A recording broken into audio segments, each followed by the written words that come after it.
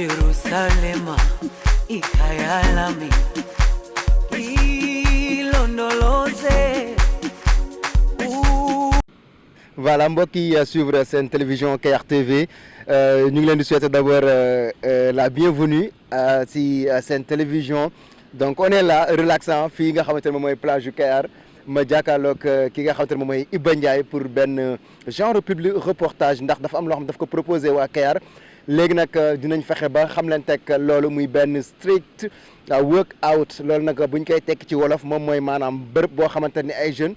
dañ fay tàggat seen yaram ci mbedd maanaam tàggat sa yaram ci mbedd lay doon du nekk ci ay salle de gym wala dans un cercle fermé du coup loolu nag la initiative boobu la ki nga xamante ne moom mooy Iba Ndiaye man moom nee naa ne initiative bi moom xaw ma fan la ko jëlee mais c'est une très bonne initiative ndax jamono bi ñëpp xam nañu stress bi dafa métti trop da ngay gis gars yi dañuy jékki-jékki rek feebar te aussi tamit affaire yu métti daal moom mooy faral di dal nit ñi donc genre street workout yooyu noonu bu ñu ko amee fii nii à Kayar rawatina ci géej gi ndax lu mel noonu expérimenté na ko partout dans le monde au Brésil am na fa dëkk yi am géej gi en Italie partout boo xool en Europe am na fa kon tey jii bu ñu ko amee à Kayar fii tamit ce sera une très bonne idée Iba ma lay dalal ci Kayar TV. waaw jërëjëf Ousmane di wax ni ginnaaw bi nu sant yàlla julli ci yonent bi sant suñu ñaari waajur noo lay gërëm bu baax. di gërëm waa Kayar TV comme li nga ko waxee rek yaakaar naa ni parce que dafa doon xalaat ba nga xamante ni mën naa ni xalaatu waa Kayar gépp la parce que benn discipline la ba nga xamante ni si benn américain noir moom moo ko créé woon bu yàgg donc mën naa ni sax yàggul mais dafa doon phénomène ba nga xamante ni vraiment ñëpp nga roy ci moom mu doon boo xoolee benn comme li ma la wax rek benn américain noir moo ko créé mais booy xool àdduna bi fépp nga am. rawatina Sénégal aussi Sénégal tamit doo ngi commencé jël système boobu di ko def parce que boo demee Dakar ba si dëkku yi nga xamante ni dafa am tefes yooyu yëpp da ngay fekk plage yu mel nii nu maanaam ñuy concentré ci sa sport bu mel nii parce que Kayar dafa soxla lii quoi dafa soxla lii bu baax parce que Kayar dëkku Sénégal la macha allah Sénégal am nan fi macha allah en même temps dañuy yëngu si sport dañuy yëngu si sport. gis nga xale yi bu ñu wàccee géej football rek lañuy def football dem ñibbi te maanaam lii dafa doon la nga xamante ne ci lu baax la parce que xale bi dina si mën a tàggatu mag mi dina si mën a tàggatu en tout cas daal moom bëgg nañ incha allah rabbi nu ànd ak waa Kayar porté ko mu doon la nga xamante ne ci bëgg-bëgg la pour Kayar mais tamit dina defar sport bi mais dina gën a jëmmal li nga xamante ni mooy sport bu baax a baax. voilà kon dégg ngeen en guise d'introduction xamale woon nañu ak li nga xamante ne moom mooy street workout boobu muy initiative bu mu bëgg a teg à Kayar sànq da nga junj ci say biir wax nga wax mbirum sport bi ñuy pratiquer ci plage yi mais fii gis nañ ne que gars yi côté lamb lañ gën a farlu côté football bi loolu bu ñëwee lan la mën a apporter waa Kayar. waaw Ousmane yaakaar naa lii mbëri lamb seen moo gën a soxla parce que dafa doon sport ba nga xamante ni ci. yow doo yëkkati poids sa yaram moom ci ngay defee ay mouvement sa yaram maanaam doole ji ngay am wala kàttan bi ngay yëg sa yaram moom moo la koy jox maanaam la plupart da ngay gis mbër mu dem dugg si salle di yëkkati ay poids xam nga nekk salle sport yi daw mais bii di nga ko def di nga ñaq naajement sa yaram dina ko sentir te doo yëkkati ay poids parce que dafa doon mbir ma nga xamante ne ci dafa baax ci xale baax ci mag rawatina. ñi nga xamante ni si noo ngi si ay deuxième as ñi nga xamante ni noo ngi si ay troisième as kon nekkul ne sénégalais bi rek moo ko yittewoo même mbër yi dina doon la nga xamante ni bu amee Kayar nekkutul parce que ngay gis mbër mu entraînement ba pare def ay mouvement wala bëre mais bu mu bëree ba pare da ngay gis mbër mi dem Dakar jël sa xaalis fay pour mën a def foofu entraînement une semaine ay contact ak yooyu mais bu amee fii bu fekkee am na fii dina doon la nga xamante ni si. ay mbër day jógee si àll bi wala yeneen jógee si àll bi sax ñëw di roy si waa Kayar ci loolu di leen fekk si parce que dafa doon sport ba nga xamante ni dafa yaatu ginnaaw mais nag nañ jàpp ni aussi lépp pour Kayar la lépp pour Kayar la initiative bi Kayar rek am te bu demee bay taxaw waa Kayar moo si jàpp mu taxaw mais jàpp naa ni waa Kayar tam na ko war a mën a porter pour affaire wala ma nga xamante ni si day doon seen mbir daal seen yëf la pour waa Kayar. d'accord li mu wax dégg ngeen ko waa Kayar ñoom ñoo war a porter le projet projet mu ni mel bu waree ñëw ci dëkk est-ce que jot nga def li ñuy wax étude de faisabilité bi mooy maanaam fa nga ko bëgg a defee est-ce que jàpp nga ne que yow bu ñu ko fa defee rek war na mën na nekk daal. waaw boo xoolee Ousmane projet yi boo xoolee image sax boo image yi xam naa bu ngeen ko xoolee noonu da ngeen gis lépp si booru géej la nekk place bi si booru géej la nekk te en même temps amul benn place bu gën a bu maanaam amul benn dëkk géej bu am li Kayar am. maanaam plage bi ni mu guddee daal. plage bi ni mu guddee ba pare tàlli boo xoolee la pour ba géej bu njëkkoon da doon dox di dem mais léegi day arrière bu baax yaa ngi dégg te li tax place bi jekk mooy maanaam boo xoolee fii ba Njoxob da doon place bi nga xamante ne si dafa placé wu ci sport yu mel nii boo xoolee image yi da ngay gis ay bant yi nga xamante ni dañ koy samp la plupart xam nga bant moom bu dee zaaru géej yi baaxu si bu dee kii weñ la bu dee zaaru géej yi baaxu si mais ay bant yi nga xamante ni da nga koy defal ba mu rafet xam nga décor ko ba mu naes gis nga li muy àndal image yi li mu rafetee mais noonu la demee nag maanaam fi nga koy def di ko tefes day doon maanaam lu tefes yi gën a yaatu moo gën parce que mën ngaa tey jii bu nu yàlla mayoon am carte pour mën kaa def mën nañ kaa def fii nu toog ba Njoxob te du yàq dara. mais ak géej goo xamante ne tamit chaque fois day ñëw dugg ci biir dëkk bi tamit est-ce que tamit du am benn conséquence. waaw fii nu nekk nii amul conséquence ci loolu parce que fii nu nekk nii at yële si ginnaaw géej gi daan na dox bu baax mais géej gi booy xool doxam buy dox bu demee bay dox si ginnaaw maanaam Kayar si biir fa lay doxee. fa lay tànk moom bariwul li géej di dox moo tax nu soit bu doon gopp la dina am problème pour def ko fi mais tànk gis nañ ni sénès bi fi la nekk gis nañ tànk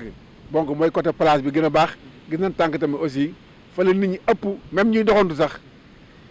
xam nga jamono bii jabet bi dafa bari jabet su koy doon bay nii day naan ataaya naan kafe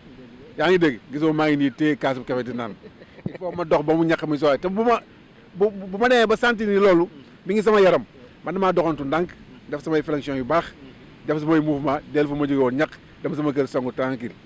li may sàkk su Kayar mooy jàpp naa ne bu demee ba taxaw quartier bu nekk war na faa am ay organisation yi nga xamante ne si donc di leen xool ñu bëgg sport nu leen indi fi ñu sport te nag li gën a nekk pour xam nga projet ni da ngay porter pour mu doon wàllu commercial mais lii gratuit la.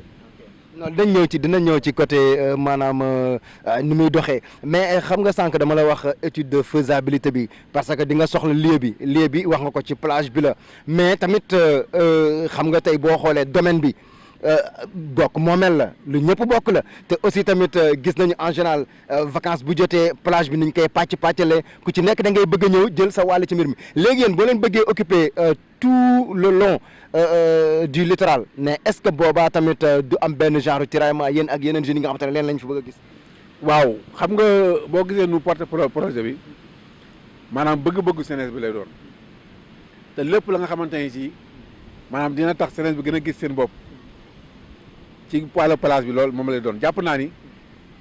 tey jii bu sénégalais bi xam naa ni nekkuma si biir xol mais jàpp naa ne affaire bi bu nga demoon fii ba Njoxob moom ci la leen gën a arrangé. waaw mais xam nga tamit day laaj nga dem waxtaan ak ñoom est-ce que yow tey jël nga sa temps dem benn d'abord nga wax ko kilifa dëkk bi ndax tamit dëkk moom boo ñëwee ci bunt bi am na fooy jaar n'est-ce pas. tey lépp loo fi def comme genre action yi mel nii tamit day laaj ay mbirum sécurité ak ñoom seen il faut nga dem ci autorité kilifa gu mag gi est-ce que dem nga ci moom nga posé ko li nga xamante moom mooy nga jox ko wax ko projet bi ak tamit ay jeunes yi nga xamante ne jàpp na que yow ñii say cible lañu est-ce que ñoom jot nañ ci message bi. waaw jërëjëf Ousmane yaakaar naa ni monsieur le maire maa ngi koy nuyu au passage donc jàpp naa ni moom kenn du ko jàngal sport moom moo doon takk sax. takk na capitaine équipe Kayar Saint-Étienne yaa ngi dégg donc kon moom sportif bu mag la te jàpp naa ni lépp la nga xamante ne si bi ba mu fi toogee ba léegi am na lu mu jëmbal pour sport bi kon lii ñuy def mu doon xalaatu waa Kayar jàpp naa ni pour moom la. Iba tontu woo sama laaj bi de dama la ne est-ce que yow sol nga say dàll nga dem ba waaxu dem ba mairie nga teg nga ne ko projet baa ngi nii ngeen waxtaan ci. waaw maa ngi ñëw àgguma foofu. maanaam lii mooy premier acte bi ma teg yaa ngi dégg. mooy ñëw maa def communication bi. def communication parce que il faut ma def benn communication maanaam wan jeunesse bi ni lii seen mbir la wan maire ni lii mais maire comme li nga wax rek cër la bu ko yàlla jox muy doon cër ba nga xam ne du ko xëccoo kenn maanaam buy mujjee si moom la buy sotti si moom la ak lu mën doon si moom lay doon mais cër bi ko yàlla jox parce que yàlla moo ko fi teg. kon lépp lu mën a am Kayar ak lépp luy taxaw Kayar bu si loxo am duggul du sotti kon li nga wax lii moom la njëkkee mais li incha allah rabbi premier deuxième acte tànk jéego bi def mooy dem ba sa maire toog ak moom waxtaan ak moom ni ko lii kat Kayar du yëfi Iba du yëfi kenn mais yëfi pour Kayar la Sénégal bi noo ko bëgg Sénégal bi noo ko soxla kon boo ko jàppalee sa Sénégal nga jàppale te xam naa ni maire moom ni ma xamee engagement am donc li ko tax a jóg rek mooy politique gu sport mu dox bu baax. voilà kon mbokk yi ñu leen di fàttali yéen a ngi suivre la télévision KRTV ñu ngi dalal Iba Ndiaye ci benn waxtaan boo xamante ne tey jii mbirum sport la ñuy waxtaanee muy benn kuréelu maanaam wala bokk benn discipline sportive boo xamante ne bëgg na ko teg fii ci Kayar muy the street workout comme ni ma ko waxee mooy benn genre xeetu tàggat yaram la boo xamante ne ci mbedd mi lañ koy amalee maanaam ci biti su ma nee mbedd nag bu ñu yaakaar ne mbedd maanaam bayal moo tax mais c'est-à-dire mbedd mi nga xamante ne donc géej gi fa lañ koy faral di defee Iba wax nga ko projet bi waa Kayar ñoom ñoo ko war a porter mais xam nga tamit genre projet yi nga xamante ne grande envergure la day laaj Iba am benn structure boo xamante ne ñoom ñoo koy wër wala yow kese yow yaa ci nekk di ci dox di ci wax ndax bu demee ba samp bant yi war a jot ak ñoom seen est-ce que yow kese da nga am benn équipe bu nekk sa ginnaaw wala. waaw comme li nga ko defee nii rek jàpp naa ni am na ñu siy waxtaanal parce que bi nga xamante ne ci suñu xalaat. dañ na lii ñu jàpp ni buñ ci duggee yàlla mën nañu see may di nu bëgg ci leen commencé dugg ci nit ñi waxtaan ak moom am na ay xalaat yu bari yoo xamante ni taara nañ ko ci te am na ñoo xamante ni pare nan pour maanaam mën a participer ay bonne volontaire ci dëkk bu leen dëkk yoo xamante ni pare nan bu dee seen doole ñu def ko ci mais bu dee seen alal tamit ñu def ko ci loolu moom Ousmane jàpp naa ne waa dëkk bi moom pare nan pour loolu am na ñu bari ñi nga xamante ni si noo ngi suñu ginnaaw pour war mën a jàpp ci projet pour mu dox parce que Kayar moo leen yittee Kayar moo leen ñor te jàpp na ni lii daal baax na pour Kayar. voilà léegi Iba xam nga projet la mën na nekk yaa ngi nii premier jalon bi nga teg nii mooy def la communication mooy maanaam pour gars yi xam ne que mbir mi mu ngi raam di ñëw léegi c'est à long terme wala c'est à court terme maanaam yow tey boo ko doon appukaa ci benn durée pour que ñu mën ko exploiter maanaam projet bi mën a commencer ñu samp ko d'ici combien de mois jours at kañ lay doon. mën naa doon si weer bii maanaam. mën naa doon si weer bi di ñëw weer bii bala muy dee sax projet mën naa sotti. waaw lu tax nga wax loolu. parce que li tax ma ne loolu mooy lépp maanaam dafa am bonne volontaire ya nga xamante ne si maanaam ñun ñi nga xamante ne noo ngi koy dox di ko wax ñoom noonu gën a bëgg loolu te lépp luñ ci war a def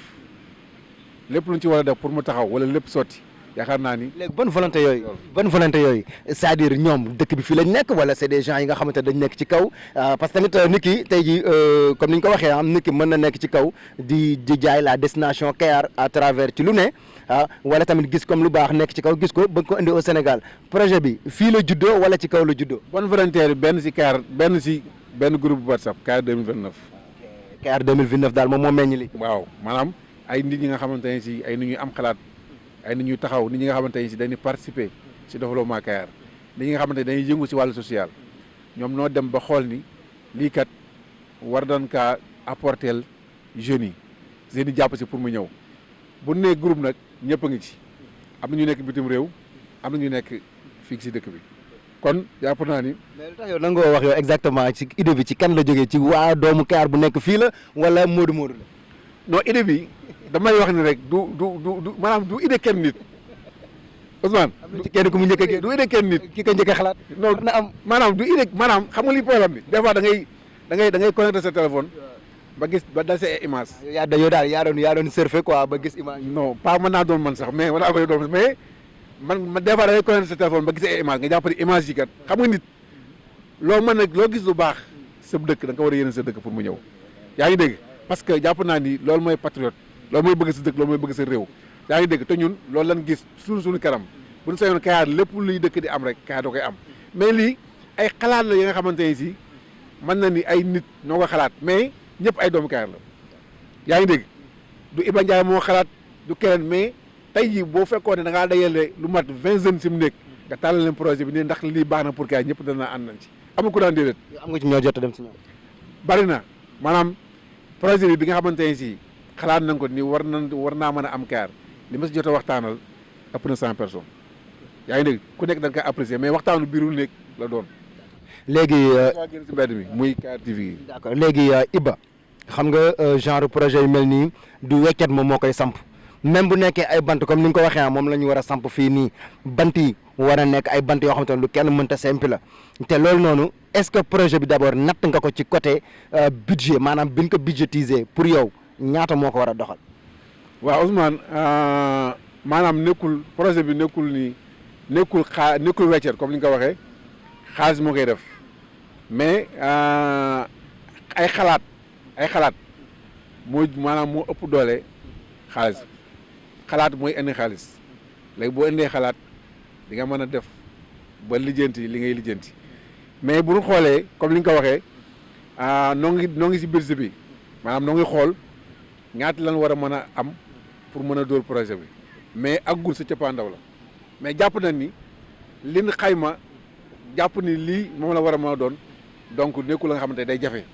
parce que jàpp naa ni Kayar gépp na war a porter projet bi te ku si dugalee sa loxo rek ak lu mën a doon même bu doon milliard sax war naa mën a sotti. léegi xaalis boobu daf fee nekk wala yow ci nan nga ko yaakaare ci ay cotisation wala ci biir Kayar 2019 comme que yéen a porté seen projet yéen seen biir groupe yéen a porté seen projet xaalis bi daf fee nekk wala wa ilaa da ngeen a war a ku nekk ngeen kaajee fenn quoi. mooy bonne volonté yi ma wax rek mooy bonne volonté yi ma wax xam nga Ousmane yow sax sa participation da nga koy xaar. xam nga sama participation bu ngi nii. waaw d'accord mais da nga koy xaar sa participation mooy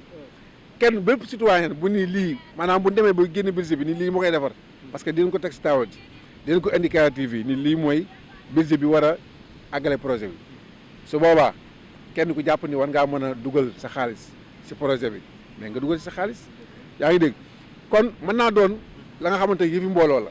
te bu dee yëfi mbooloo la du Iba mooy xalaat mën naa xalaat nii lii moo koy war a defar Iba mën na see génnee participation bu am doole teg mais su ko Iba defee Ousmane defee ko noonu keneen Maysa defee ko noonu keneen defee ko noonu kon yaakaar naa da doon mbir ma nga xamante ne si luy sotti. ma dikkee nag defee ko noonu day sotti day sotti léegi quoi kon projet bi maanaam yëfi mbooloo te lu mbooloo seq rek parce que Kayar gi nii am nañ benn tribune lu ko fi def nekkul ay millions yooyu de yaa ngi dégg ay la nga xamante ne si la moomeelu Kayar la xam nga Kayar nu participer si Kayar am monsieur le maire am volontaire bi ànd si population bi defar ko mooy lii rek jàpp naa ni daal lu mbooloo moo mën lépp te lu mbooloo song daan ko. sànq da nga wax lu am solo mooy maanaam ci côté catégorisation man dama yaakaar ne sax da ngay jéem a xool maanaam bu nekkee ay mag parce que sànq da nga ne yëfu ñëpp la kon maanaam mbir bu ñu ko fi tegee mag mën na koo def xale mën na koo def jigéen mën na koo def alors que dañ nekk ci plage boo xamante ni ay jeunes kese ñoo koy fréquenté léegi boobaa noonu gis-gis bi nga xamante ne mag ñi war nañ ko ci am. waaw lu am solo nag li nga wax parce que yaakaar naa ni ay xale kese kenn mënu leen a bàyyi noonu rek sans contrôler rawatina ñun dëkk bi ñu dëkk nga xamante ni booy xool lu fi ëpp Sénégal fii la nekk te képp jamono bi ñu nekk muy zaaru été képp nga xamante ni si añ nga ba pare rek bëgg-bëgg bi ngay am mooy ñëw si plage bi football wala sangu géej loolu day am rek maanaam di leen balaa projet bi di juddu di leen dem si mag ñi waxtaan ak ñoom parce que mag ñi noo yore organisation xale yi maanaam noo yore organisation parce que Kayar dafa doon la nga xamante ne si du ma la gën a parce que lu mel ni football dafay am ñuy toj adwaas yi jàmbur yi di xeex di yóbbante ni ay gendarmerie loolu lépp am na mais loo gis bala nga ciy dugg rek war naa mën a am genre organisation ba nga xamante da ci am ba képp ka nga xamante ni si jàpp nga ni am nga xalaat lii nu def ko pour Kayar maanaam da nga kaa war a jëmmal xool lu koy avancel mais waru ko mën a yàq te mbir ma nga xamante ni si dafa war a mën a boole mais warut a mën a tàqale jàpp naa ne Ousmane projet bi bu demee ba ñëw di nga jógee sa kër pour sangu mais boo ñëwee ba si projet bi doo am xalaatu sangu parce que la ngay gis war kaa mën a def c'est ay mouvement ak si tàggatu sa yaram ma jàpp nga ni mooy ëpp doole fuuf te moo lay dàqal sangu bi nga war a def kon maanaam lépp organisation la te xalaat naa ne mag ngi ne si jàpp bu baax. d'accord voilà kon mbokk yi yéen a ko déggandoo Iba Ndiaye moom la ñuy dalal ci benn projet boo nga xamante daf ko porté ci xolam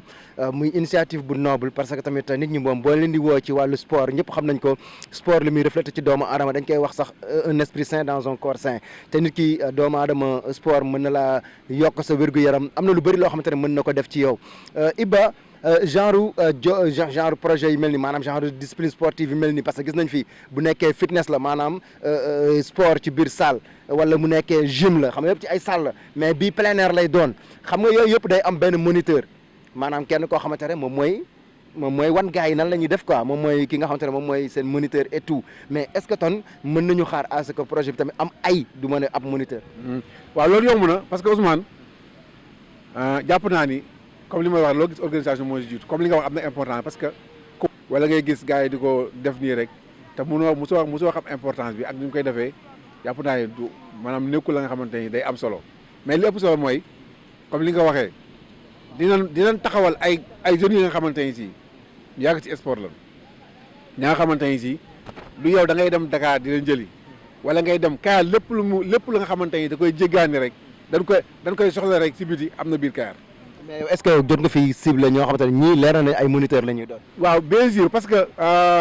am na ñi nga xamante ni si ñoo ngi waxtaan ak ñoom pour maanaam ñoom dañuy génn def sport. maanaam dañuy dem gëstu ji après ñëw. gëstu ji ñëw buñ gëstoo buñ ñëwee nag ñu soogaa mën a taxaw jëmal affaire bi mais nekkul la nga xamante ni si parce que boo ko joxee itam koo xamul comme li nga wax tey xale bii ñëw di tàggatu boo ko wanee benn yoon doo ko wanati maanaam doo ko wanati kon ñoom maanaam kii ñëw bees. ñoom la ñuy wan yoon wi mais ki nga xamante ni daf na ko ñaari yoon wala ñetti yoon nekkul ni dañ lay wan yoon kon loolu lu yomb la li nga ko waxee ay mën na bañ a doon ay mais war a mën a doon ñaar ba ñett ba ñeent. yaa ngi tax mu nekk ay nag. voilà pour mën a wan xale yi parce que xale yi kenn du leen jàngal lu ñuy wexee bal yaa ngi di am na xale yi nga xamante am nañ talent bu baax am na xale yi nga xamante sport rek mooy seen métier yaa ngi di bu gënee seen sport la ñuy def kon jàpp naa ni lépp la nga xamante dañ koy def pour mën a doon seen activité ñoom dinañ ko mën a gérer ginnaaw bi ñu leen ko wanee loolu moom du problème. d'accord kon loolu la ñuy wax tey mën nañ ne kon Iba Ndiaye mën nañ ko décrire comme étant un politicien au service du sport. waaw parce que damay maanaam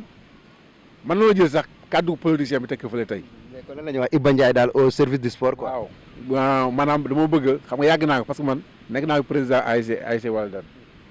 nekk naa président ASC Walidane ba fi mu toll nii may wax ak yow Walidane fépp fu muy dem. wala match bu mu am man damay taxaw damay dem terrain damay suivre amul benn match bu mën a am te suivre ma ko kon tey jii loolu laay suivre nag topp sport ba agsi fii moo tax ma xalaat ni aussi kenn ku mën a doon nga war a mën a nekk si dëkk mu doon xale mu doon jeune yaa ngi dégg mu doon jeunesse war nga mën a am xalaat si sport xalaat bi ngay am mooy nga xool lu baax nga xamante ne si parce que man lii dama yàgg doon sama problème. man dafa yàgg doon sama problème parce que li tax ma yàgg doon sama problème ku ne xam na ni ren nawetaan du am waaw sama yaakaar bokk yaa ngi dégg parce que li tax nawetaan du am mooy gis nga feebar bi am si réew mi kon lii rek la xale yi dese wàcc géej bu amee fu mu mën a fooyee fa bu amee bal bu mu mën a fubalee ko wàcc géej sangu géej dem ñibbi loolu la moo fi des kon tey war na loo mën a wan ni football rek du sport. mais xam nga tey jii wax nga ko nawetaan du am mais loolu lépp lan moo ko indi moom mooy feebar bi wax nga ko n'est-ce pas kon tey jii tamit ba ci plage bi nit ñaa ngi fi yow c'est vrai que tey ñu ngi fi war nañu mën a respecter la distanciation sociale et tout mais est-ce que tamit loolu nga xam te ne bëgg nga ko fi créer par rapport ak feebar bi bu ñu sañoon sax balaa nga ko fi teg feebar bi dem yoonam mais bu au cas où nga xamante ne comme que tey jii def nañu ay mesures de restriction mooy maanaam fexe nañ ba alléger couvre-feu bi nit ñaa ngi vaquer à leurs occupations comme ni ko président waxee ñu ngi dund ak feebar bi au cas bu nekkee feebar bi fi nekk ba tey boobaa yan mesures ngay jël est-ce que di nga boobaa pare nga pour respecter les mesures barrières. waaw bien sûr parce que ñun lépp la nga xamante ne si day respecter pour nit ki mën a fagaru ñun dañ si jiitu parce que boo gisee Ousmane loolu problème comme sport maanaam nga dayale nga dem terrain sa ASC war a fubal maanaam nga dayale ay supporters ak ñi nga xamante ay amateur lañ ñëw di séance si bokkut ak lii xam nga maanaam ñi nga xamante ne si xoolal plage bi xam nga xale yaa ngi fi macha allah bari nañu kaar ñoo ngi dayaloo di sangu géej est-ce que andi na leen problème parce que dafa doon la nga xamante ne si tey feebar bi li nga koy lëkkaloo mooy ndaw luy tàggatu si sa yaram yaa ngi dégg maanaam dina mën a am tàggatu boobu ngay def dina mën a am protège ba nga xamante ne si dina la ko mën a aar ba feebar même bu la di dugg sax ñëw nu ko yàlla. du la soloon quoi kon loolu mooy maanaam protège bu njëkk beneen bi soob mooy lii problème beneen bi soob mooy li nga xamante ni mooy genre image yi nekkul la nga xamante ni si ñaar day def wala ñett day def am na yi nga xamante ni kenn day ñëw def ba jàll keneen ñëw def ba jàll yaa ngi dégg kon loolu am na distance am na la nga xamante ni tamit ñaar da nga koy defandoo wala ñett di nga defandoo mais doon na la nga xamante ni day doon espace yaa ngi dégg day doon espace donc li problème bi daal mooy Ousmane ndaw yi nga xamante ne ñoo ñëw di tàggal seen yaram man jàpp naa yi buñ ci àggee pour war a mën a taxawal loolu pour war a mën a respecter li nga xamante ne si mooy distance bi loolu moom du problème mais daal xam naa ni li mu gën a nekk enjeu wala li gën a doon problème mooy sport bi nga xamante ne mooy wàllu football te xalaat nañu du amul terrain kon dañ leen wan ni de sport rek maanaam football rek du sport làmb rek du sport mais ba tey lii ñuy def nii di ko préparer mooy sport bi nga xamante ne si ñëpp dinañ si mën a bénéfice te loolu daal. voilà Iba dégg ngeen li mu wax c'est vrai que c'est pertinent comme exemple mu joxe concernant sport li mu mën a bokkee ci benn mesure buy xeex contre feebar bi mooy maanaam dina fexe ba dëgëral say cër ba feebar bu la duggee sax mën na laa bañ a sonal d'accord mais daal dans tout ça rek nañu respecter les mesures barrières daal parce que moo ci ëpp solo léegi Iba xam nga man gis naa ci image yi sport bi niñ koy pratiquer est-ce que amul benn conséquence ka maanaam risque amu ci pour ay cas accident ak ñoom seen daal bu nekkee tamit xam nga ñu toucher du bois avant dara ñaanuñu ko yàlla mais comme que tamit sport la risque am na ci ba ci làmb sax chaque fois da ngay gis des fois day am ay fola boo xamante ne des fois nit mën na cee blessé ak ñoom seen mais sport bii nii est-ce que loolu amu ci. waaw xam nga sport moom boo mën a gis àdduna maanaam du ñàkk ay problème maanaam du ñàkk accident mais dafa doon la nga xamante ne si. jàpp na ni boo ko miinee xam ko du doon lu la mën a sonal parce que dafa doon mbir ma nga xamante ni say cër moo koy tàmm maanaam du sonal borom yaram maanaam ki nga xamante ni si am na kàttan di ko def mënu laa sonal parce que am na ay genre de déplacement yi nga xamante ni si boo si àndee boo ko commencé def dina mën a wàññi sa poids beneen bi soob mooy. voilà mais Iba da nga may parce que kii dama bëgg dafa ñu remercier ko toogal nii voilà kii dama bëgg ñu defal ko benn mention très spéciale ndax Diké jëlal ma ko voilà tur bi naka la. Malick Thiam voilà Malick ñun bi ñu amee initiative pour def ci émission bi fii bokk na si ñi ñu yombalal mbir mi nañu kaay leen ngeen def ko fii déjà moom moo ñu may cadre bi donc Malick est-ce que mën nañu xam lan ngeen di mën a fii nii au niveau de la plage. waaw nous dañuy defar fee benn buvette quoi si ginnaaw ne. waaw dañuy jaay ay ndox ak ay fataay grillade affaire yooyu quoi. xam nañu jaay fi xam nañoo gis place bi moom mooy loolu quoi dafa xaw a lii quoi. après ñu ni pourquoi pas ñu ñëw te gars yi temps yi xumb na quoi. ñu ni pourquoi pas ñu ñëw def benn buvette après bañ a toog quoi bañ a def. ñu ni ñu def benn buvette di jaay café te ak ay fataay grillade affaire yooyu loolu la. d'accord mais est-ce que population bi kii adhéré nañ ci loolu. waaw ñu ngi adhéré kay ñu ngi commencé adhéré ndànk-ndànk. yéen a ngi ci gis seen bopp daal. waaw ñu ngi ci gis seen bopp kay. initiative fan la jógee. entre copains la quoi suñ on est 4 après ñu ñoo toog rek di waxtaan yàgg nañ ko bëgg a def quoi buvette mais on n'a pas les moyens suffisants mais bañ gisee ne am nañ quelques moyens si lañ commencé nag defar ko waaye on va plus grand.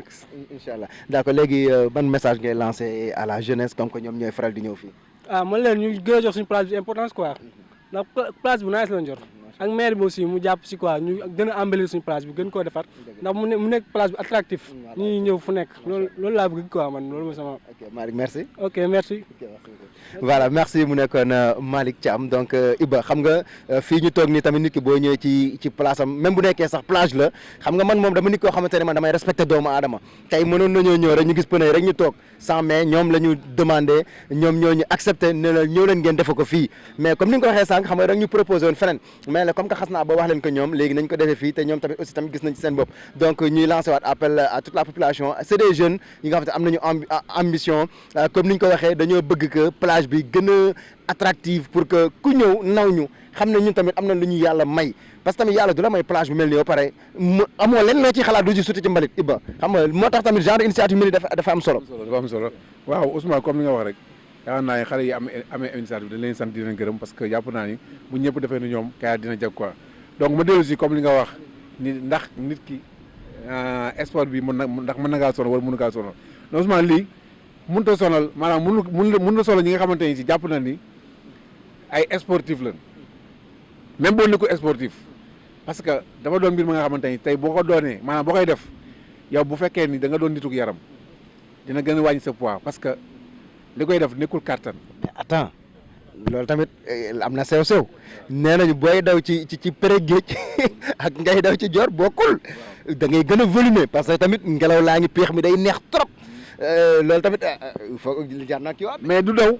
Ousmane du daw xamal la mi ngi nii rek li si ëpp si projet bi li si ëpp si affaire bi mooy maanaam ki nga xamante ne si tey Ousmane dina ko mën jàpp rek maanaam tëpp jàpp benn baar la nga xam ne ba say mbagg toqi nga wàccaat yaa ngi dégg beneen bi soob mooy nga maanaam daal ay flexion yi nga xamante ni si ay flexion yi nga xamante ni si mag dina ko mën. maanaam ay exercice daal yu ñu leen jox la. voilà yi nga xamante ni mag dina ko mën xale dina ko mën mais nekkul ni maanaam mën naa andi ay conséquences yi rek mooy li ngay def te comprendre ko wala yow tey nga ñëw rek xamoo lu mu demee rek nga ñëw sóobu xaaroo ku la tegtal xaaroo ku la wan xaaroo ku la def nga ñëw sóobu mais jàpp naa ne bu fekkee ni comme ni nga ko waxee am na ay nit ñi nga xamante ne si dina mën a taxaw pour di wan ñi nga xamante ne ñoo ñëw di def sport boobu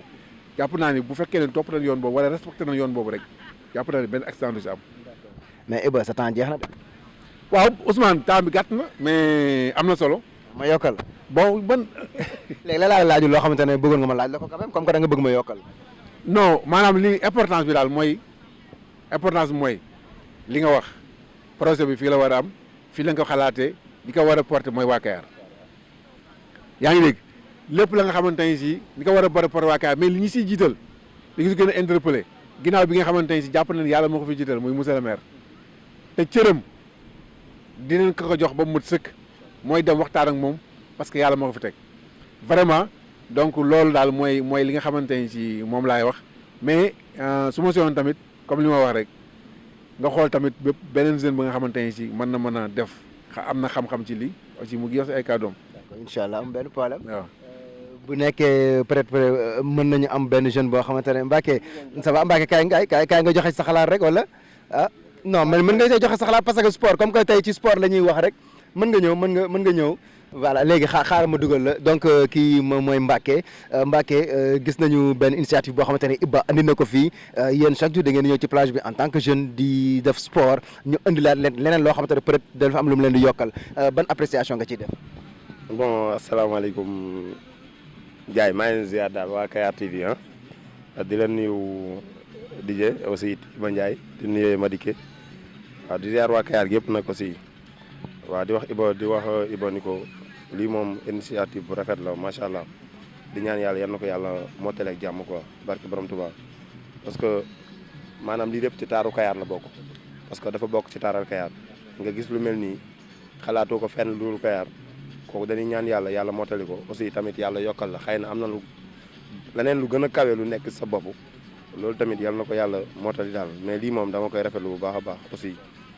di la ñaanal yàlla nga jëm sa kanam daal aussi di ñaanal télé bi yàlla yokk ko ba ci kanam daal. kon yow pare nga bu projet bi ñëwee Kayar yàlla nga yow dugal ci sa loxo. waaw man moom pare naa lépp loo xamante ne bii nii luy avancer Kayar la man pare naa pour dugal ci sama loxo daal incha allah. voilà merci beaucoup mu nekkoon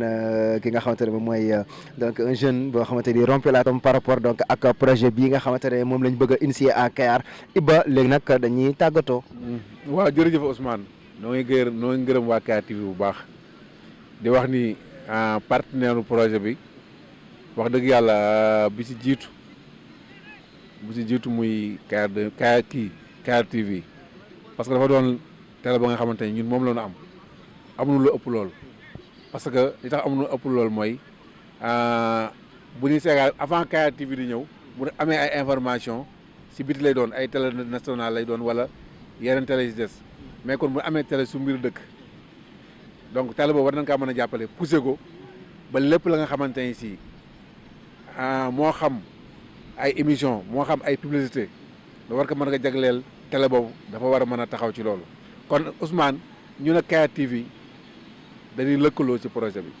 maanaam bëgg na ngeen xamal askan bi lan mooy njariñu projet bi yaa ngi dégg lëkkaloo si ak yéen mais tamit di si comme encore une fois di si wàllu population bi képp nga xamante ni si projet bi gis nga ko